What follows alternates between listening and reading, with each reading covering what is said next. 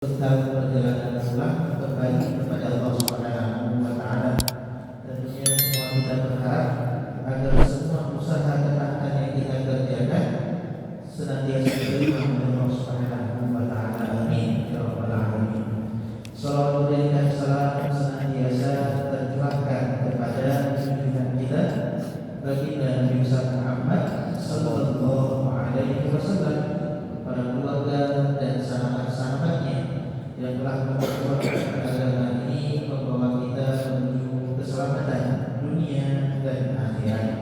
Silakan berapa Allah. Alhamdulillah kembali Allah mengumpulkan kita pada pagi hari ini untuk sama-sama kita belajar Al-Quran. Jemaah rahmati Allah Subhanahu wa Ta'ala, agar pagi itu betul-betul fresh, betul-betul segar, betul-betul kita bertambah semangat. Rasulullah SAW pernah menyebutkan, yaitu ya'til syaitan ala qafiyati ibni Adam thalath uqad, apa kata Rasulullah SAW. Jadi manusia, kita anak Adam, ketika tidur itu syaitan mengikat kita dengan 3 ikatan. Setiap ikatan itu syaitan berkata, syaitan ini bilang tidur masih panjang, malam masih panjang, 3 ikatan. Maka ketika anak Adam terbangun, ketika dia mengingat nama Allah, maka terputuslah ikatan yang pertama.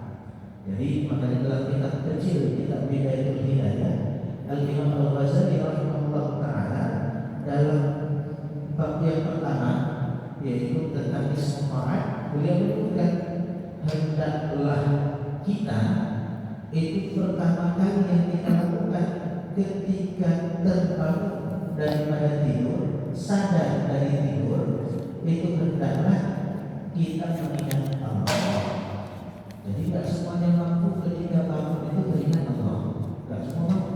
Walaupun kita hafal doa bangun tidur, walaupun kita betul-betul sudah hafal doa bangun tidur, semua kita hafal, tapi tidak semuanya ketika bangun pertama kali terbuka mata yang teringat adalah zikrullah. Belum tentu. Ada yang terbangun teringat dalam mandi imam, ada yang terbangun teringat semalam dan pasang status. Ini berapa orang yang komen, berapa orang yang like. Ketika terbangun yang pertama kali diingat adalah perkara-perkara yang lain. Imam Ghazali dalam kitab Bidayatul Hidayah itu membuat tantangan kepada kita, hendaklah hal pertama yang kalian lakukan ketika terbangun daripada tidur adalah zikrullah. Maka kalau itu yang kita lakukan, maka terputus ikatan. Tak perlu panjang-panjang. Ingatnya alhamdulillah. Bisakah keluar kata alhamdulillah ketika bangun tidur? Atau teringat Allah Subhanahu wa Ta'ala ketika terbangun dari tidur? Kalau ini kita lakukan, maka terputus ikatan. Kemudian yang kedua, kalau dia itu berwudu, ini terputus ikatan yang kedua. Dan yang ketiga, ketika dia sholat, maka terputus ikatan yang ketiga. Sehingga apa? Pagi tersebut dia betul-betul semangat, pagi tersebut dia betul-betul fresh. Ini 3 ikatan. Kalau ada yang tidak terlepas daripada ikatan ini, maka apa kata beliau sallallahu alaihi wasallam, kita lihat paginya itu apa, dia lemas, paginya itu kurang semangat. Ini ketiga ikatan ini lepas.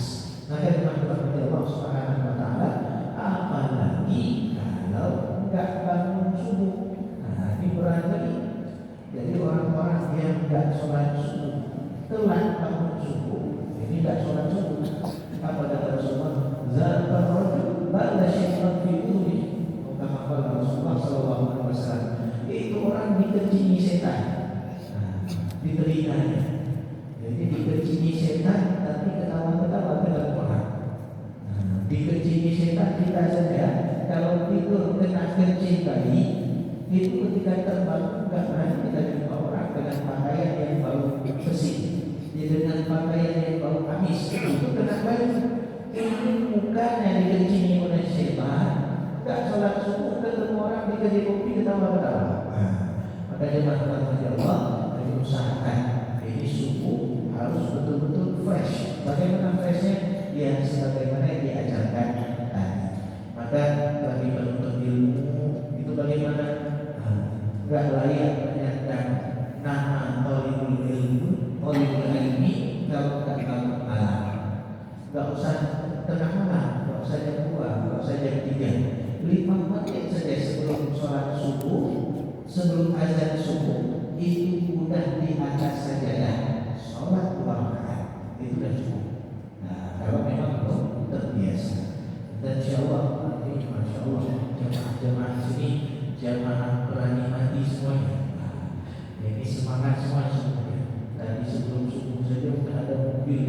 berbahagia di sini, bukan di masjid, bukan di kita. Nah, mudah-mudahan kita terus bisa istiqamah.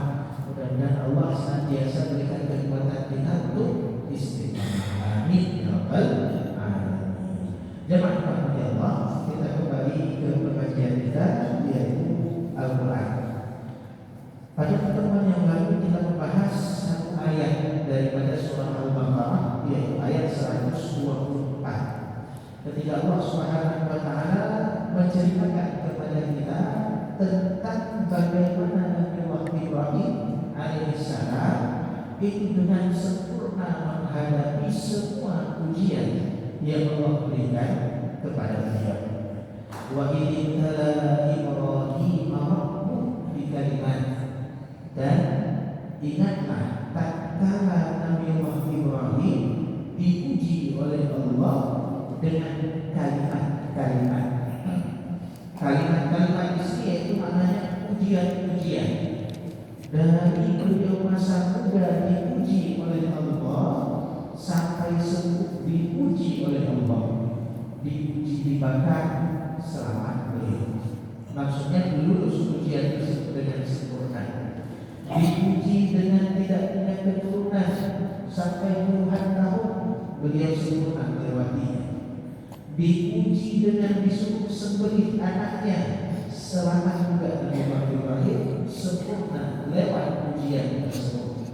Nanti masuk ke ayat 125, yaitu Allah menguji beliau, yaitu dengan apa? Dengan memberikan amanah kepada beliau untuk menjaga Masjidil Haram, menjaga Ka'bah Al-Musharrafah. Ini ujian-ujian yang Allah berikan kepada beliau. Fa'atamahun, atamahun, sempurna dilalui ujian tersebut oleh Nabi Ibrahim alaihissalam. Kalau Allah yang mengatakan sempurna, kira-kira sempurnanya seperti apa? Kita, kalau ada mahasiswa, ada pelajar, ketika jawab ujian sempurna jawabannya, belum tentu menurut dosen yang lain, guru yang lain sempurna. Mungkin menurut guru ini sempurna, kenapa? Cuma itu yang diajarkan. Tapi menurut guru yang lain, wah ini kurang sempurna nih. Kenapa? Luas betul jawaban pertanyaan ini, tapi jawabannya cuma ini saja yang dijawab. Tapi kalau Allah yang mengatakan sempurna, maka pasti sempurna, dan sempurnanya itu betul-betul di luar jangkauan kita. Dan kalau kita telah bagaimana ujian yang dilalui oleh Nabi Ibrahim alaihissalam, maka masya Allah betul-betul luar biasa, luar biasa. Jadi fa'atan lahum qala inni ja'iluka linnasi imama. Karena lewat semua ujian Allah mengatakan inni ja'iluka, sesungguhnya aku menjadikanmu wahai Ibrahim atas manusia imam, sebagai pemimpin. Karena lewat semua ujian.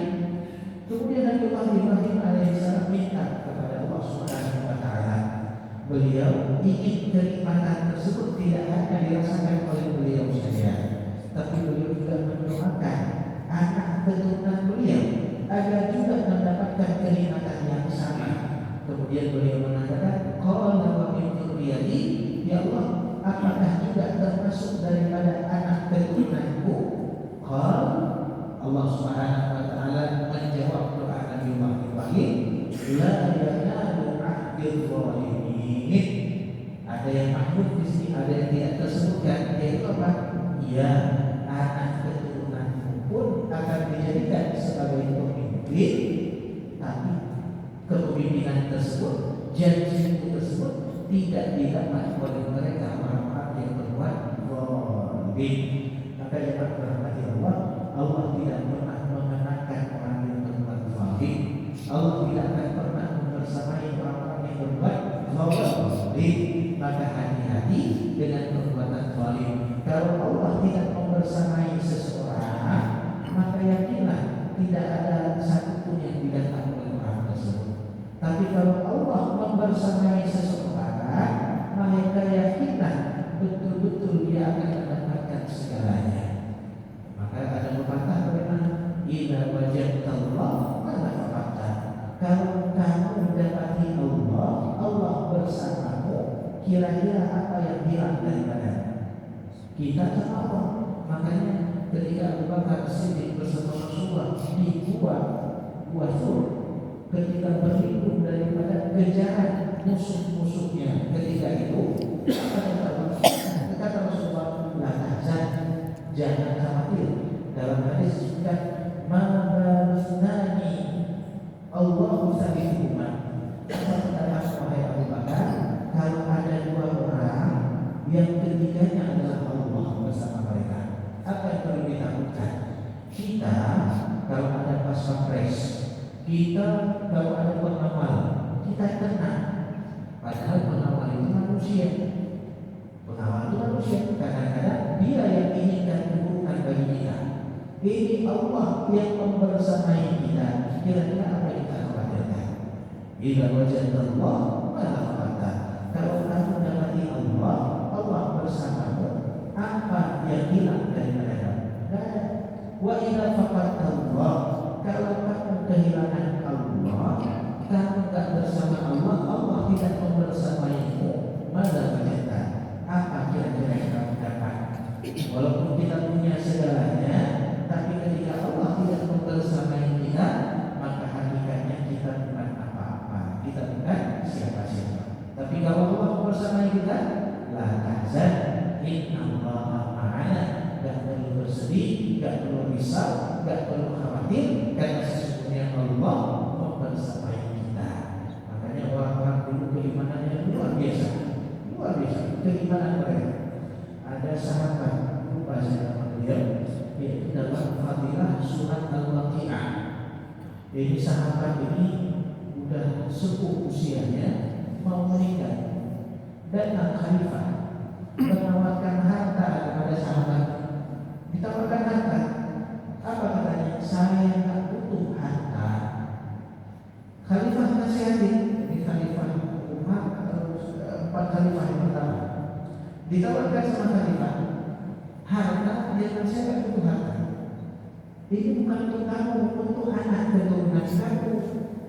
Ini bagus untuk mereka. Apa kata sahabat ini? Bisa dilihat dalam fadilah dari surah Al-Waqi'ah. Disebutkan sama sahabat ini, demi Allah, saya tidak akan pernah fakir, saya dan anak-anak saya. Kenapa? Karena setiap hari saya suruh mereka untuk membaca surah Al-Waqi'ah. Dan kata baginda Rasulullah, beliau mendengar langsung Rasulullah, tidak akan pernah fakir orang yang membaca surah Al-Waqi'ah. Jadi bagaimana imannya? Kita kalau kaji hukum dikasih harta yang halal oleh khalifah, oleh presiden, pas sekali. Ini apa katanya? Saya tak perlu harta. Bukan juga untuk anak keturunan. Anak saya tak perlu juga, karena setiap hari saya sudah menyuruh mereka untuk membaca surah Al-Waqi'ah. Maka betul-betul kuat betul bagaimana keimanan yakin mereka dengan apa yang disampaikan oleh baginda Rasulullah Sallallahu Alaihi Wasallam. Mudah-mudahan Allah juga menerangkan kepada kita keyakinan yang kuat. Amin ya rabbal alamin.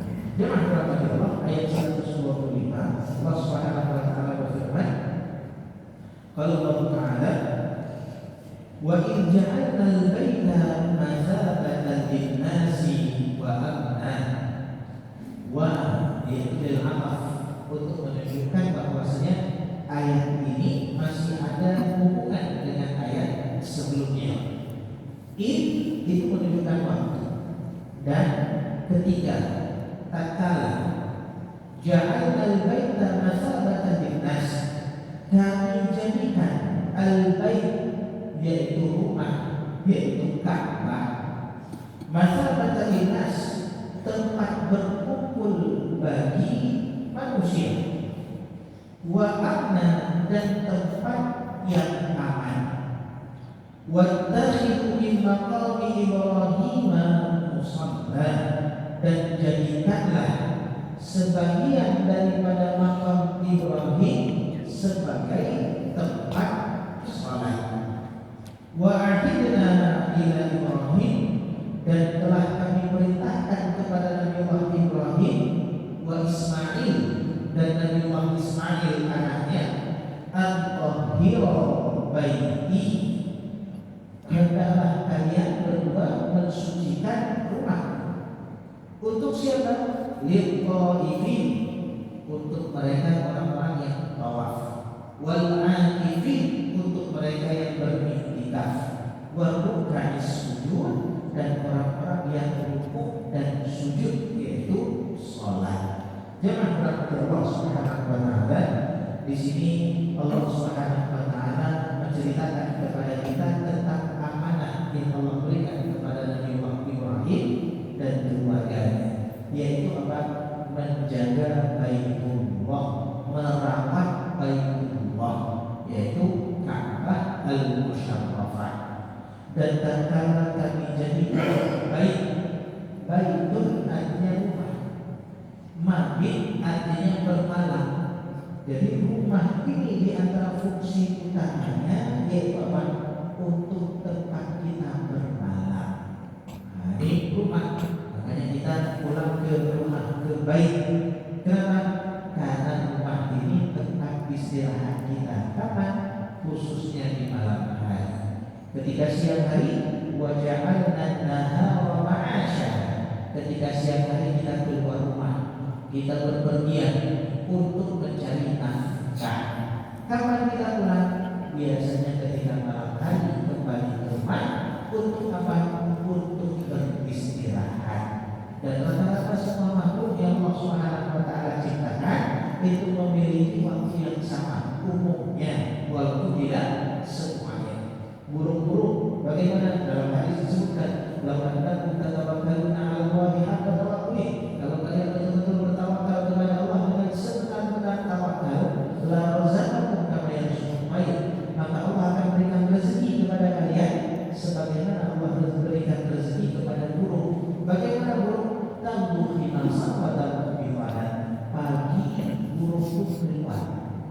Biasa nanti waktu dan waktu syuruk itu kita lihat semua burung keluar cari makan. Nah, itu setelah waktu syuruk itu keluar cari makan. Mereka pergi keluar dalam keadaan perut kosong. Kemudian apa yang terjadi? Balik kapan? Menjelang maghrib. Jadi sore itu balik semua itu berubah dalam keadaan bagaimana? Perut mereka kenyang. Apa yang mereka lakukan? Ikhtiar di antara dua waktu tersebut keluar rumah. Maka dimana Allah satu demikian, maka manfaatkan waktu pagi siang tersebut untuk berjihad. Jihadnya dengan apa? Mencari nafkah. Dulu pernah ketika berjihad, ketika lagi keluar para sahabat, kemudian siap-siap untuk berperang atau setelah perang, apa yang terjadi? Ketika Rasulullah duduk dengan sahabat, melihat ada seorang pemuda itu kuat betul, kekar betul tubuhnya, lagi angkat batu, pecahkan batu, kemudian dikumpulkan batu, diangkat, dijual. Berkata sahabat yang di sisi Rasulullah, apa katanya? Coba dia ikut berjihad, coba dia ikut perang. Sungguh kita benar-benar terbantu. Kalau dia ikut perang, yang itu badannya, yang itu kekuatannya, terbantu betul kita. Kalau dia ikut perang, musuh takut. Apa kata Rasulullah? Jadi Rasulullah betul-betul kasih sayangnya luar biasa. Sesungguhnya dia itu sedang berjihad. Berjihad dari mana? Dia itu ada anak di rumahnya yang butuh makan, dia sedang berusaha. Ada istrinya yang butuh makan, dia sedang berusaha. Dia sedang berjihad. Jadi jangan terhormati Allah, luas betul makna jihad, makna kebaikan yang diajarkan oleh baginda Rasulullah Sallallahu Alaihi Wasallam. Itu pun sedang berjihad. Maka di sini disebutkan yaitu dan tatkala kami jadikan rumah yaitu Baitullah sebagai tempat kembali bagi manusia. Apa makna tempat kembali? Disebutkan di dalam tafsir Ibnu Katsir, La yaquluna Allah ya'tuna thumma yarji'una ila ahlihim thumma ya'uduna ilaihi. Itu makna daripada rumah, yaitu tempat yang memang selalu orang kembali kepadanya. Itu rumah. Dan Allah jadikan pula rumah Allah ini, yaitu Baitullahil Haram, Ka'bah, itu tempat kembali manusia. Tidak ada satupun manusia kecuali hatinya terpaut, yaitu khususnya orang beriman, hatinya terpaut untuk berziarah ke Masjidil Haram. Bahkan mau atau rela menghabiskan uang banyak untuk bisa pergi ke Masjidil Haram. Bahkan orang yang sudah pergi pertama rindu untuk pergi kedua, orang yang sudah kedua kali rindu untuk pergi ke selanjutnya. Ini ziarah atau pergi ke Baitullahil Haram. Ibnu Umar itu selama 80 tahun beliau hidup, berapa kali beliau umrah? 1000 kali. Itu umrahnya sampai 1000 kali. Luar biasa ini usaha daripada orang-orang. Kenapa? Allah jadikan yang namanya Baitullahil Haram ini tempat kembali bagi orang-orang betul-betul terpaut hatinya dengan Ka'bah al-Musharrafah. Berjemaah Allah, orang yang pertama kali membangun siapa? Yaitu Nabi Ibrahim alaihissalam. Pondasinya sudah ada daripada zaman Nabi Adam. Sudah ada, semuanya sudah dibangun. Cuma apa yang terjadi sekitar ketika banjir Nabi Nuh, maka ini perlu untuk dibangun kembali. Allah utus Abdul Abiyah yaitu Nabi Ibrahim dan keluarganya untuk membangun kembali Baitullahil Haram. Kemudian selain dijadikan tempat kembali ini Baitullah wa amna, dan dijadikan oleh Allah Subhanahu wa taala Baitullah ini tempat yang aman. Maknanya banyak rahmat Allah, tempat yang aman. Bahkan dengan ayat ini disebutkan orang-orang yang layak dibunuh gara-gara melakukan pelanggaran, maka kalau dia masuk Masjidil Haram maka ditunggu. Tapi disuruh cepat-cepat, gimana cara jangan terlambat. Disuruh tunggu, tidak boleh untuk mengkisas, untuk membunuh di Baitullah. Tapi jemaah rahmatullah, enggak kita pungkiri memang dalam sejarah perjalanan kita orang-orang Islam pernah Baitullah ini menjadi tempat perang. Tertumpah darah pernah terjadi peperangan. Bahkan Hajar Aswad pun pernah dicuri. Ini bagaimana keadaan Ka'bah al-Musharrafah. Tapi jemaah rahmatullah, peraturannya itu jangankan manusia, hewan saja tak boleh dibunuh, pohon saja tak boleh ditebang, semuanya betul-betul dijaga. Bahkan kalau ada dikatakan barang temuan, maka bagaimana? Enggak diperintahkan untuk diambil, tapi bagaimana? Dibiarkan. Ini di tanah haram, yaitu Allah jadikan tanah haram ini aman. Dari mana? Salah satunya adalah daripada doa Nabi Ibrahim alaihissalam. Jadi kalau kita lihat Nabi Ibrahim, masya Allah, doanya makbul betul, sangat makbul. Nabi Ibrahim, apa saja yang diminta oleh beliau dikabulkan oleh Allah dan didokumentasikan oleh Allah doa-doanya di dalam Al-Quran. Wattakhidhu min maqami Ibrahim musalla, dan jadikanlah makam Ibrahim. Apa makna makam Ibrahim? Ada yang mengatakan makam Ibrahim di dalam tafsir Ibnu Katsir disebutkan banyak tafsirannya. Makam Ibrahim adalah semua tempat-tempat yang pernah dilakukan oleh Nabi Ibrahim kemudian dijadikan sebagai manasik, dijadikan sebagai proses ibadah haji. Kita disuruh sholat di tempat-tempat tersebut. Di mana? Oh ada Mina, di Mina disuruh sholat. Oh ada di semua tempat-tempat dalam proses tersebut disuruh untuk melaksanakan sholat. Ini tafsiran yang pertama. Tafsiran selanjutnya yaitu makam Ibrahim ini adalah tempat berpijaknya Nabi Ibrahim ketika beliau membangun Ka'bah.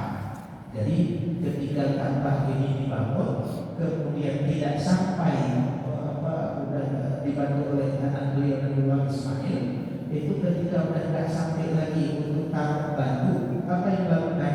Itu dijadikan satu batu sebagai pijakan. Di situ Nabi Ibrahim naik di atas batu tersebut untuk mengambil batu yang diberikan oleh Nabi Ismail, kemudian disusunlah itu Ka'bah, dan batu itu ditawaf. Mana tawaf bagaimana? Jadi misalnya ini Ka'bah, batunya di sini. Sekarang sudah selesai di sisi sini, ditolak atau dibawa lagi ke samping, dibangun lagi di sini, disampaikan lagi sampai keliling semuanya. Dan batu itu dulunya, sebagaimana disebutkan di dalam tafsir Ibnu Katsir, menempel dengan Ka'bah, jadi dekat karena memang tempat untuk berdiri. Ketika masa Khalifah Umar bin Khattab, karena itu mengganggu orang yang tawaf, maka digeser sehingga di tempat tersebut itu dijadikan sebagai salah satunya adalah dianjurkan untuk sholat. Jadi habis tawaf 7 kali kita dianjurkan untuk sholat sunat tawaf.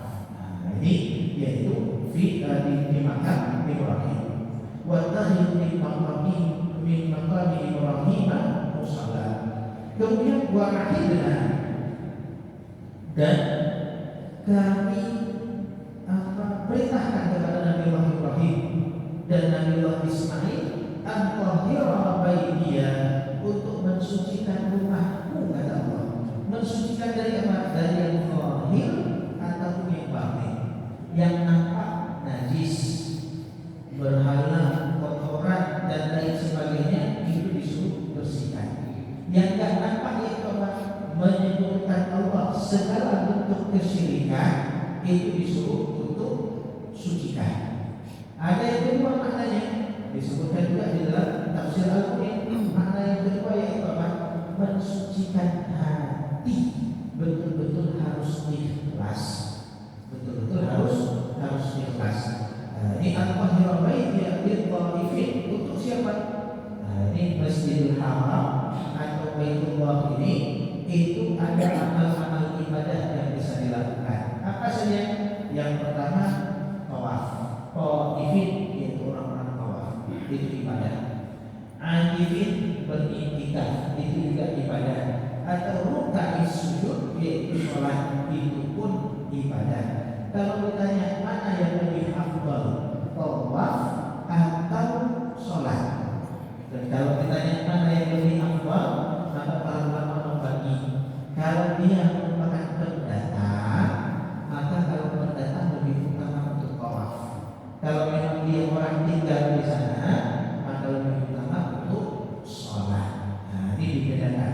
Wallahu a'lam. Walaupun semua amalan-amalan tersebut merupakan amalan-amalan yang afdal, yang betul-betul penting, punya keutamaan. Ini yaitu tentang apa yang diperintahkan kepada Nabi Ibrahim dan Nabi Ismail yang berhubungan dengan Baitullah, yaitu Ka'bah al-Musharrafah. Maka kita dianjurkan, maka diwajibkan dalam hukum Islam, yaitu naik haji ke Baitullah.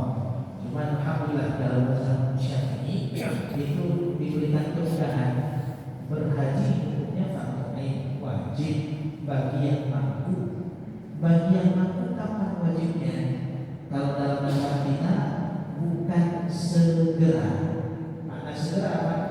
Kalau kita sudah punya duit, kita sudah wajib, apakah langsung harus ditunaikan ketika itu, ataukah boleh diundur-undur? Alat tarafi, maka dalam mazhab kita boleh. Tapi kalau kita cek dalam mazhab yang lain, contohnya mazhab Hanafi, itu kalau sudah wajib, kalau tidak dilakukan, selama itu berdosa. Misalnya sudah punya duit, udah punya kemampuan, haji untuk segera berangkat, berapa bayarnya? 500 juta misalnya. Saya punya 500 juta, enggak berangkat tahun ini, jadi berdosa. Tunda lagi tahun depan, berdosa. Tunda lagi tahun depan, berdosa. Itu bukan di mazhab kita. Di mazhab kita itu kewajibannya tetap bagi yang mampu, tapi bukan alal fawr, bukan dengan segera. Tapi jangan sampai kita menunda-nunda.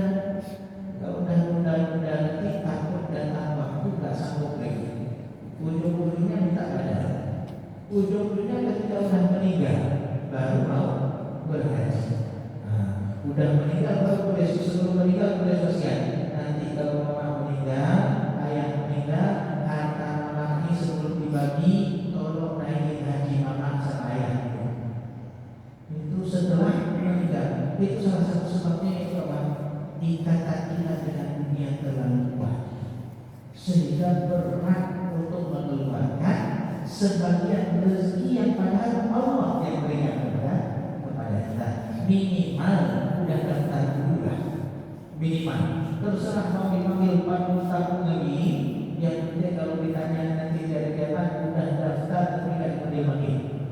Nah itu minimal ada alasan. Ini sebagai upaya kita untuk menyempurnakan rukun Islam. Baik, terima kasih. Kita ambil lanjutnya.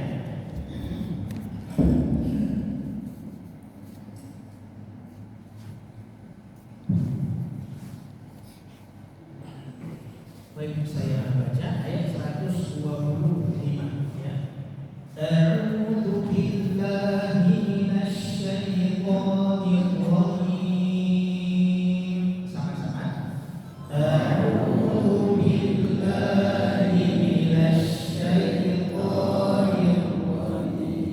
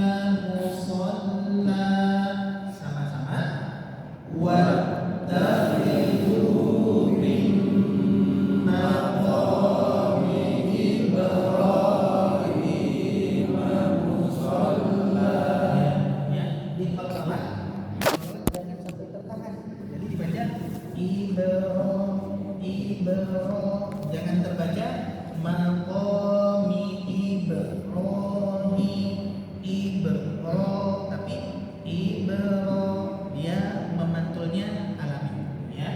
Selanjutnya wa ahidna ila Ibrahim wa Ismail an tahhira baitiya lit-taifin. Sama-sama. Wa ahidna ila Ibrahim wa Ismail an tahhira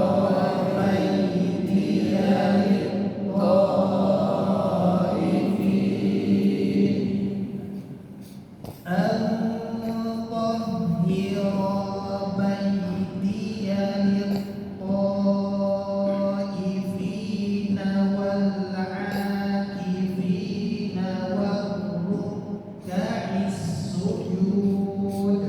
sama-sama.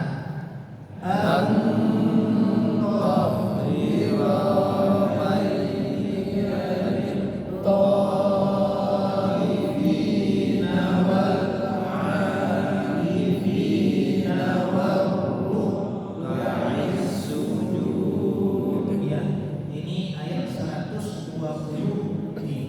Ini rata-rata semuanya sudah pernah kita bahas. Kalau kita bedah tajwidnya, ini semuanya. Yang pertama misalnya wa'il di huruf dzal.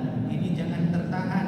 Banyak ketika membaca huruf dzal suaranya tertahan. Bagaimana suaranya tertahan? Wa'il ja'alna, wa'il ja'alna, wa'il ja. Ini mengalir suaranya ya. Di huruf ain juga. Huruf ain jangan dangkal, jangan dibaca tapi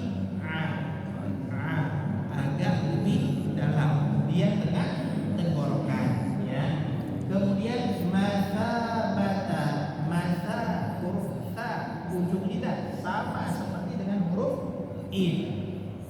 Nun tasydid ditahan, lama ditahannya. Jangan dibaca mathabatan linnasi, tapi mathabatan linnasi ditahan. Ini betul-betul akmal madakun, gunnahnya itu paling sempurna. Kemudian wattakhidu di huruf o itu jangan dibaca wattakhui, khui enggak, tapi wattakhidu ya, khi jangan dibaca khui. Kemudian lu dibaca tipis, terbaca tebal bagaimana? Wattakhidu lu, yang betul bagaimana? Wattakhidu lu tipis ya, huruf dal dibaca tipis. Mim maqami, ko dibaca tebal, jangan dibaca makami, tapi maqami. Ibrahim sudah, musalla di huruf shad ada sifat sofir.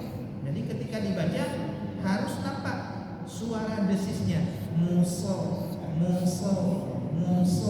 ya, jangan musalla so, nampak apa alirannya itu nampak. Wa ahidna, huruf h dibaca jelas, jangan dibaca wa ahidna, tapi wa ahidna, hidna ya, ila Ibrahim wa Ismaila al-tahira. Ini dengungan ikhfanya dia tebal, jangan dibaca al-tahira, tapi al-to dibaca tebal. Ha jelaskan, ro dibaca tebal dan dua harokat ya. Baik dia di ifin biasa, wal akifin wa ruka'is sujud.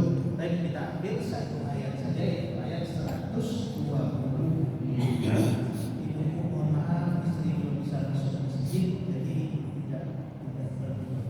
Pak Muhammad silahkan tanya.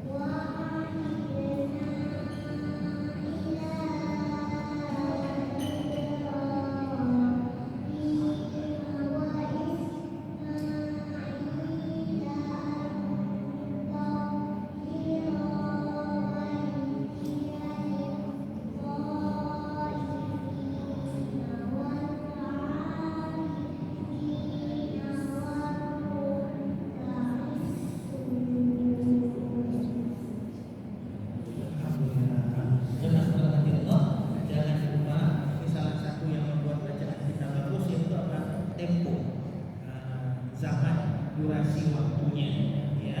Jadi usahakan setiap yang dua harokat di depan, di belakang atau semua yang dua harokat sama. Oh, yang non tasdid semuanya sama, yang mim tasdid semuanya sama. Ikhfa cara bacanya kalau dia huruf tipis semuanya sama. Jadi kalau kita seimbangkan semuanya, kita jalani kaidah wallahu fi nadhirihi kamitslihi. Setiap lafaz-lafaz yang serupa, maka ketika dibaca itu sama bacaannya, maka itu bacaannya akan bagus. Bahkan disebutkan setengah daripada tajwid itulah tentang tempo, tentang durasi, tentang zaman. Jadi usahakan disamakan. Walaupun kita baca tak pakai irama pun, kalau temponya pas itu enak kita dengar. Tapi kalau orang iramanya bagus tapi beda-beda, non syiddah di depan dengan yang di belakang itu berbeda. Itu telinga kita biasanya nolak. Telinga kita biasanya kurang pas. Walaupun kalau disuruh ya mana juga yang betul, nggak tahu, yang penting salah. Walaupun nggak tahu, tapi telinga kita itu biasanya menolak. Itu kalau kita sudah belajar. Makanya Allah ingat ilmu tajwid ini bukan ilmu, dia ilmu praktek. Dalam pikiran kita, oh saya bisa, tapi ketika kita tes baca, rupanya banyak salah. Begitu juga kayak orang belajar berenang juga. Kalau dengan teori saja, maka nggak ada orang yang nggak bisa berenang. Tapi bagaimana? Langsung masuk ke dalam kolam. Disitulah dilihat apa yang dipelajarinya sudah betul-betul bisa diamalkan atau memang cuma sekedar teori. Sama juga seperti melukis. Ketika menggambar dalam kepala bagus betul orang dalam kepala, indah betul, cantik betul, ganteng betul. Tapi ketika disuruh ke mana gantengnya, dikasih pulpen, dikasih kuas, dikasih ini, ketika dicek bukan jadi orang, jadi hantu. Ya, begitulah ilmu tajwid